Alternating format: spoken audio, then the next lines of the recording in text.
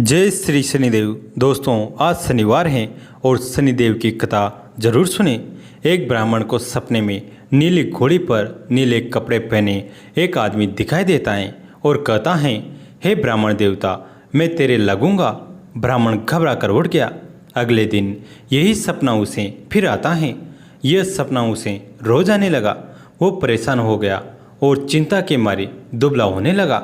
उसकी पत्नी ने कारण पूछा तो उसने सपने के बारे में बताया। ब्राह्मणी बोली, वे अवश्य ही शनि महाराज होंगे। अब की बार दिखे तो कहना लग जाओ, पर सवा पहर से ज़्यादा मत लगना। उस दिन सपना आने पर ब्राह्मण ने कहा, लग जाओ, पर कितने समय के लिए लगोगे? शनि जी बोले, 7.5 वर्ष का लगूंगा। ब्राह्मण ने कहा, क्षमा करे शनि जी, इतना भारी तो मुझसे झेला नहीं जाएगा। तब शनि जी बोले, तो 5 वर्ष का लग जाऊं? ब्राह्मण बोला, ये भी मेरे लिए ज़्यादा है। शनि जी बोले, 2.5 वर्ष का लग जाऊं? ब्राह्मण ने मना किया तो शनि जी कहने लगे, सवा पर का तो लगूंगा ही, इतना तो कोडी कलंगी भिखारी के भी लग जाता हूँ। तब ब्राह्मण ने कहा, ठीक है। ब्राह्मण को सवा पर की शनि की दशा लग गई। ब्राह्मण ने नींद से जाकर ब्राह्मणी से कहा, मेरे सवा पर शनि की दशा लग गई हैं, इसलिए मैं जंगल में जाकर ये समय बिताऊंगा।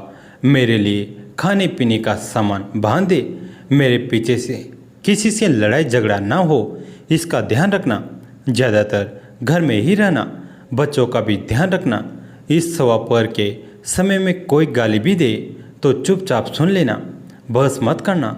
यह सब समझाकर ब्राह्मण जंगल में चला गया।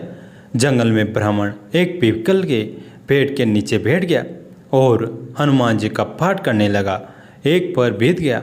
ब्राह्मण ने सोचा बाकी बचा समय रास्ते में बीत जाएगा, इसलिए वहाँ से चल दिया। रास्ते में एक बाड़ी में मतीरे लगे देखे। माली से एक मतीरा खरीदा, पोटली में बांधा और आगे बढ़ा। आगे एक आदमी मिला जो असल में शनिदेव थे। ब्राह्मण से पूछा, पोटली में क्या है? उसने कहा, मतीरा है। शनिदेव बोले, दिखाओ। ब्राह्मण ने पोटली खोली। उसमें राजकुमार का कटा हुआ खून से लथपथ सिर दिखा। शनिदेव ब्राह्मण को राजा के पास ले गए और कहा कि इस ब्राह्मण ने राजकुमार की हत्या कर दी है। इसके पास पोटली में राजकुमार का सिर है। राजा ने कहा, मैं यह नहीं देख सकता, इस ब्राह्मण को सूली पर चढ़ा दो। राजा ने यहाँ हाहाकार मच गया। ब्राह्मण को सूली पर चढ़ाने से पहले पूछा गया कि उसकी कोई आखिरी इच्छा हो तो बताएं। ब्राह्मण ने सोचा किसी तरह सवा पर पूरा करना होगा। उसने कहा, वो रोज बालाजी की कथा सुनता है, मरने से पहले अंतिम बार बालाजी की कथा सुनना चाहता है। ब्राह्मण को कथा सुनाने का प्रबंध किया गया। कथा कहते कहते सवा पर पूरा हो गया। शनि की दशा टलते ही राजकुमार शिकार खेलकर लौटता हुआ दिखाई दिया। राजकुमार को आता देख राजा बहुत खुश हुआ, लेकिन उसे निर्दोष ब्राह्मण की हत्या का दोष लगने का डर सताने लगा। उसने तुरंत घुड़सवार सैनिकों को ब्राह्मण को आदर सहित लाने के लिए भेजा। ब्राह्मण राजदरबार में आया तो राजा ने क्षमा मांगी और पोटली दिखाने के लिए कहा। पोटली खोली तो उसमें मतीरा था। राजा ने इन सब के बारे में पूछा तो ब्राह्मण ने बताया, मुझे सवा पहर की शनिचर की दशा लगी थी, इस कारण यह सब तमाशा हुआ। राजा ने पूछा, यह दशा कैसे टलती है? ब्राह्मण बोला, राजा, यह सेठ के लगे तो काला हाथी या काला घोड़ा दान करे, गरीब के लगे तो पीपल की पूजा करे।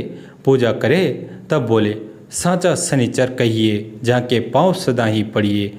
शनि की कहानी सुने, तिल का तेल और काला उड़द दान करे, काले कुत्ते को तेल से चुपड़कर रोटी खिलाए तो शनिचर की दशा उतर जाएगी। राजा ने उसे मतीरा वापस दे दिया। घर आकर ब्राह्मण ने मतीरा काटा तो उसमें बीज की जगह हीरे मोती निकले। ब्राह्मणी ने पूछा, यह कहाँ से लाए? आप तो कह रहे थे कि शनि की दशा लगी है। ब्राह्मण ने कहा, जब दशा लगी थी तो यह मतीरा राजकुमार का सिर बन गया था। उतरती दशा ने शनि जी निहाल कर गए। हे शनि देवता, जैसी ब्राह्मण की शनि दशा लगी वैसे किसी को न लगे, निहाल सबको करे शनिदेव साक्षात रुद्र। उनका शरीर कांति इंद्र नीलमणि के समान है।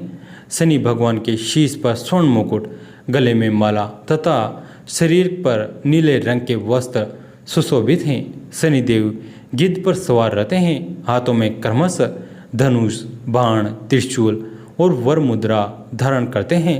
वे भगवान सूर्य तथा छाया सोना के पुत्र हैं। वे क्रूर ग्रह माने जाते हैं। इनकी दृष्टि में क्रूरता का मुख्य कारण उनकी पत्नी का श्राप है। ब्रह्म पुराण के अनुसार बाल्यकाल से ही शनिदेव भगवान श्री कृष्ण के अनन्य भक्त थे। वे भगवान श्री कृष्ण के अनुराग में निमग्न रहा करते थे। युवावस्था में उनके पिताश्री ने उनका विवाह चित्ररथ की कन्या से करवा दिया। उनकी पत्नी सती साध्वी एवं परम तेजस्वी थी। एक रात्रि वह ऋतु स्नान कर पुत्र प्राप्ति की इच्छा के लिए शनिदेव के पास पहुंची, पर देवता तो भगवान श्री कृष्ण के ध्यान में लीन थे। उन्हें ब्रह्म संसार की सुधि ही नहीं थी। उनकी पत्नी प्रतीक्षा करके थक गई। उनका ऋतुकाल निष्फल हो गया। इसलिए उन्होंने क्रोध होकर शनिदेव को श्राप दे दिया कि आज से जिसे तुम देखोगे वो नष्ट हो जाएगा। ध्यान टूटने पर शनिदेव ने अपनी पत्नी को मनाया। उनकी धर्म पत्नी को अपनी भूल पर पश्चाताप हुआ, किंतु श्राप के प्रतिकार की शक्ति उनमें नहीं थी। तभी से शनिदेव अपना सिर नीचा करके रहने लगे, क्योंकि वे नहीं चाहते कि किसी का अनिष्ट हो। ज्योतिष शास्त्र के अनुसार शनि ग्रह यदि कहीं रोहिणी भेदन कर दे तो पृथ्वी पर 12 वर्षों का घोर दुर्भिक्षण पड़ जाए और प्राणियों का बचना ही कठिन हो जाए। शनि ग्रह जब रोहिणी भेदन कर बढ़ जाता है तब यह योग आता है। यह योग महाराज दशरथ के समय में आने वाला था, जब ज्योतिषियों ने महाराज दशरथ को बताया कि यदि शनि का योग आ जाएगा तो प्रजा अन्न जल के बिना तड़प तड़प कर मर जाएगी।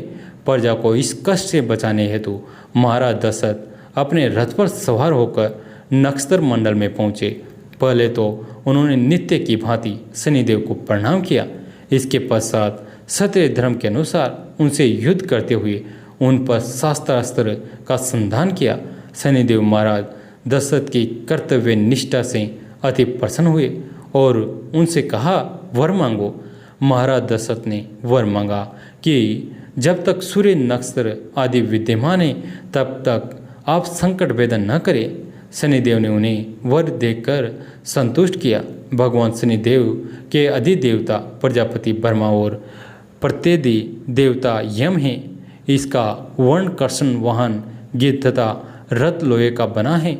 शनिदेव एक राशि में 30-30 महीने रहते हैं। वे मकर और कुंभ राशि के स्वामी हैं तथा इनकी महादशा 19 वर्ष की होती हैं। इनकी शांति के लिए मृत्युंजय जप, नीलम धारण तथा ब्राह्मण को तिल, भैंस, लोहा, तेल, काला वस्त्र, नीलम, काली गो, जूता, कस्तूरी और स्वर्ण का दान देना चाहिए। जय शनिदेव। भगवान के चरित्रों को सुनता है, उनका जन्म मरण का भय समाप्त हो जाता है और उन्हें भगवान का प्रेम प्राप्त होता है। गोवर्धन पर्वत की एक घटना ऐसी भी घटी थी जिसके पश्चात सभी गांव वालों को कृष्ण के भगवान रूप का विश्वास हो चुका था। वो ये जान चुके थे कि ये कोई साधारण बालक नहीं है, ये स्वयं भगवान हैं जो इंसान के रूप में अवतरित हुए हैं। जब गांव वालों ने इंद्रोत्सव न मनाकर गोपोत्सव मनाने लगे तब इंद्रदेव बहुत क्रोधित हो उठे और उन्होंने पूरे गांव को नष्ट करने के लिए अत्यधिक वृष्टि करवा दी। चारों ओर पानी ही पानी था। जनजीवन अस्त व्यस्त हो चुका था। गांववासी त्राई त्राई कर रहे थे। तब श्री कृष्ण ने गोवर्धन पर्वत को एक उंगली में उठा लिया और सभी गांववासियों को उसके नीचे शरण दी। यह देखकर इंद्रदेव को भी अपनी भूल पर पश्चाताप हुआ और उन्होंने श्री कृष्ण से क्षमा मांगी। गांववासियों ने श्री कृष्ण को भगवान रूप में अनुभव किया। भगवान श्री कृष्ण की हर लीला रोमांचक है और इस बात का विश्वास दिलाती हैं कि जब जब दुष्टों ने अपने अत्याचारों से पृथ्वी पर सुख और शांति का विनाश किया है तब तब ईश्वर पृथ्वी पर अवतरित हुए हैं और उन्होंने दुष्टों का संहार किया है। भगवान श्री कृष्ण की लीला का व्याख्यान अंतरात्मा में एक परम आनंद की अनुभूति कराता है। श्री कृष्ण की वाणी को भगवत गीता में पिरोया गया ताकि युगों युगों तक यह हमें अपने कठिन समय में मार्गदर्शन करे। उनकी रची भगवत गीता हमेशा से ही मनुष्यों का मार्गदर्शन करती आई है। गीता में व्यक्त हर बात अनमोल है। अगर मनुष्य इसका पालन करने लगे तो उसका जीवन सार्थक है। आज भी अगर हम खुद को किसी सवाल से घिरा पाए या हमें यह न समझ पाए कि क्या सही है या और क्या गलत है, तो हम भगवत गीता में अपने सवालों के जवाब ढूंढ सकते हैं। फल की अभिलाषा छोड़कर कर्म करने वाला पुरुष ही अपने जीवन को सफल बनाता है। उत्तर प्रदेश में एक स्थान संडीला, वहाँ के सूबेदार मदन मोहन सूरध्वज, वैसे उनका नाम था। भक्त लोग उनको प्यार से सूरदास कहते थे। मदन मोहन जी के परम भक्त, बादशाह के दीवान, लेकिन परम भक्त श्री ठाकुर जी के रूप माधुरी की अनन्य मधुकर सतत श्वास श्वास से युगल का नाम जपते और बादशाह की नौकरी करते थे। एक बार संडीला के बाजार में गुड़ देखा। अब गुड़ देखते ही मन में आया कि इसका तो श्री ठाकुर जी को भोग लगना चाहिए। अब वृंदावन का तो जो ठाकुर है ना, वो राग और भोग का ठाकुर है। उसको रिझाने की विधि क्या है? सुंदर सुंदर भोग और सुंदर सुंदर राग इसी से रिझते हैं। जैसे ही सुंदर सा वो बड़ा नवीन गुड़ देखा, गुड़ देखते ही सूरदास जी के मन में आया कि यह तो श्री ठाकुर जी की सेवा में उपस्थित हो जाए। कोई मिष्ठान बने, कोई पकवान बने, ठाकुर जी को पाकर कितना सुख होगा। गुड़ बैलगाड़ियों पर लदवा कर वृंदावन भेजने लगे। किसी ने कहा जितने दिन में ये गुड़ वृंदावन पहुंचेगा और जितना धन आप इस गुड़ को वृंदावन पहुंचाने में खर्च करेंगे, उतने में तो वृंदावन ही इसे 20 गुना अधिक गुड़ खरीद लिया जाएगा। सूरध्वज जी ने कहा, तुम ये बात नहीं समझोगे। एक बार रात के अंधेरे में एक व्यक्ति रेवड़ी खाता डोल रहा था। रेवड़ी छिटक कर हाथ से गिर पड़ी। अंधेरा बेचारा गया। बत्ती ली, एक दीपक लिया, थोड़ा तेल खरीदा, फिर दीपक जलाया और बेचारा गली में वो रेवड़ी ढूंढ रहा है। किसी ने कहा कि बड़ा मूर्ख है, इतना परिश्रम करता है, जितना रुपया ये दीपक, बाती, ये तेल इसे लाने में व्यय किया, इतना परिश्रम किया, उतने में वो वैसी 20 रेवड़ी और आ जाती। तो कहने लगा, तुम नहीं समझोगे। बोले, ऐसी क्या खास बात थी उस रेवड़ी में? वो रेवड़ी मेरी प्रेमिका ने दी थी। तुम क्या जाने उस रेवड़ी का स्वाद कैसा है। वो रेवड़ी मेरी प्रेमिका ने दी थी, उसका स्वाद ही कुछ और था, इसलिए उसे खोजने के लिए इतना परिश्रम कर रहा हूँ। गुलाब फरीद जहाँ नैन लगे, फिर क्या गोरी और क्या काली। प्रेमी की दुनिया अलग होती है और फिर ये प्रेम का पथ है।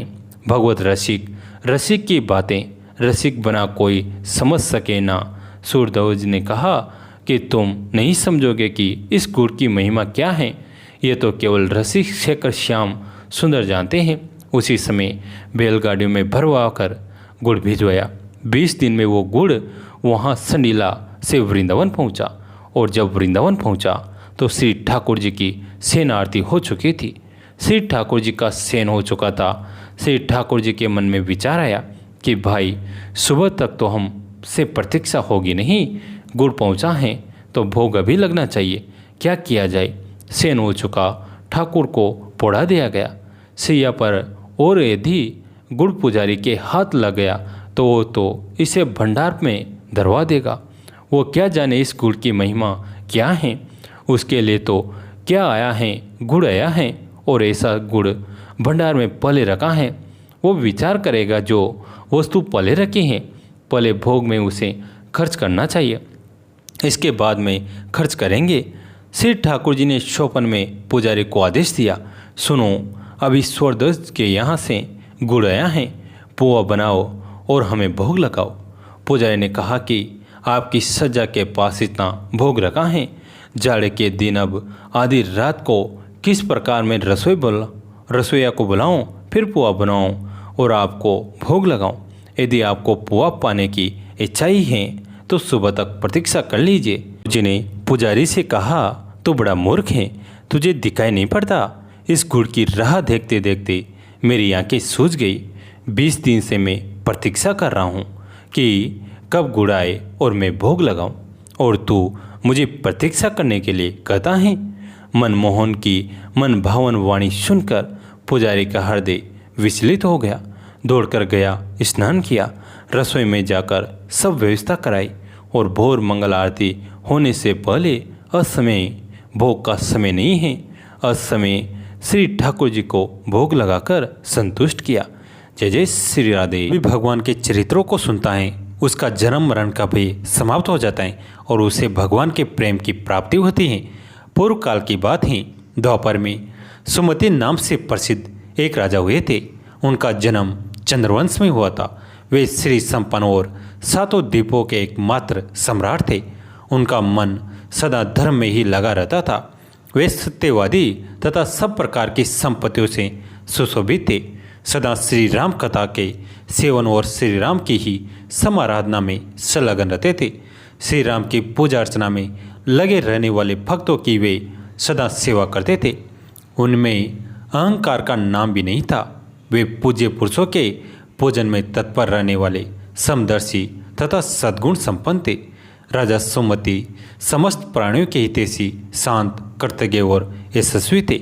उनकी परम सौभाग्यशालिनी पत्नी भी समस्त शुभ लक्षणों से सुशोभित थी। उसका नाम सत्यवती था। वो पतिव्रता थी। पति में ही उसके प्राण बसते थे। वे दोनों पति पत्नी सदा रामायण के ही पढ़ने और सुनने में संलग्न रहते थे। सदा अन्न का दान करते और प्रतिदिन जलदान में प्रवृत्त रहते थे। उन्होंने असंख्य पोखरों, बगीचों और बावड़ियों का निर्माण करवाया था। महाभाग राजा सुमति भी सदा रामायण के ही अनुशीलन में लगे रहते थे। वे भक्ति भाव से भावित हो रामायण को ही बाँचते अथवा सुनते थे। इस प्रकार वे धर्मज्ञ नरेश सदा श्री राम की आराधना में ही तत्पर रहते थे। उनकी प्यारी पत्नी सत्यवती भी ऐसी ही थी। देवता भी उन दोनों दंपति की सदा बुरी बुरी प्रशंसा करते थे।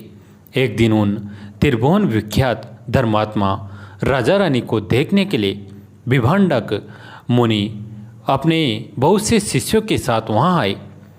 मुनिवर विभांडक को आया देख राजा सुमति को बड़ा सुख मिला। वे पूजा की विस्तृत सामग्री साथ ले पत्नी सहित उनकी अगवानी के लिए गए। जब मुनि का अतिथि सत्कार संपन्न हो गया और वे शांत भाव से आसन पर विराजमान हो गए, उस समय अपने आसन पर बैठे हुए भोपाल ने मुनि से हाथ जोड़कर कहा, राजा बोले, भगवान, आज आपके शुभागमन से मैं कृतार्थ हो गया, क्योंकि श्रेष्ठ पुरुष संतों के आगमन को सुखदायक बताकर उसकी प्रशंसा करते हैं। जहाँ महापुरुषों का प्रेम होता है वहाँ सारी संपत्तियाँ अपने आप उपस्थित हो जाती हैं। वहाँ तेज, कीर्ति, धन और पुत्र सभी वस्तुएं उपलब्ध होती हैं। ऐसा विद्वान पुरुषों का कथन है। मुने प्रभु जहाँ संत महात्मा बड़ी भारी कृपा करते हैं वहाँ प्रतिदिन कल्याण में साधनों की वृद्धि होती है। ब्राह्मण जो अपने मस्तक पर ब्राह्मणों का चरणोदक धारण करता है, उस पुण्यात्मा पुरुष ने सब तीर्थों में स्नान कर लिया, इसमें संशय नहीं है। शांति स्वरूप महर्षि मेरे पुत्र, पत्नी तथा सारी संपत्ति आपके चरणों में समर्पित हैं। आज्ञा दीजिए, हम आपकी क्या सेवा करें। ऐसी बात कहते हुए राजा सुमति की ओर देखकर मुनीश्वर विभांडक बड़े प्रसन्न हुए और उन्होंने अपने हाथ से राजा का स्पर्श करते हुए कहा। ऋषि बोले, राजन, तुमने जो कुछ कहा है वो सब तुम्हारे कुल के अनुरूप हैं। जो इस प्रकार विनय से झुक जाते हैं वे सब लोग परम कल्याण के भागी होते हैं। भोपाल, तुम सन्मार्ग पर चलने वाले हो और मैं तुम पर बहुत प्रसन्न हूँ। महाभाग, तुम्हारा कल्याण हो। मैं तुमसे जो कुछ पूछता हूँ उससे बताओ। यद्यपि भगवान श्रीहरि को संतुष्ट करने वाले बहुत से पुराण भी थे जिनका तुम पाठ कर सकते थे, तथापि इस माघ मास में सब प्रकार से प्रयत्नशील होकर तुम जो रामायण के ही पारायण में लगे हुए हो तथा तुम्हारी यह साध्वी पत्नी भी सदा जो श्री राम की ही आराधना में रत रहती हैं, इसका क्या कारण है? यह वृत्तांत यथावत रूप से मुझे बताओ। राजा ने कहा, भगवान सुनिए, आप जो कुछ पूछते हैं वह सब मैं बता रहा हूँ। मुने, हम दोनों का चरित्र संपूर्ण जगत के लिए आश्चर्यजनक है। पूर्व जन्म में मैं मालती नामक शूद्र था, सदा कुमार्ग पर ही चलता और सब लोगों के अहित साधन में ही संलग्न रहता था। दूसरों की चुगली खाने वाला, धर्मद्रोही, देवता संबंधी द्रव्य का अपहरण करने वाला तथा महापातकियों के संसर्ग में रहने वाला था। मैं देव संपत्ति से ही जीविका चलाता था। गोहत्या, ब्राह्मण हत्या और चोरी करना यही अपना धंधा था। मैं सदा दूसरे प्राणियों की हिंसा में ही लगा रहता था। प्रतिदिन दूसरों से कठोर बातें बोलना, पाप करना और वेश्याओं में आसक्त रहता था। इस प्रकार कुछ काल तक घर में रहा। फिर बड़े लोगों की आज्ञा का उल्लंघन करने के कारण मेरे सभी भाई बंधुओं ने मुझे त्याग दिया और मैं दुखी होकर वन में चला आया।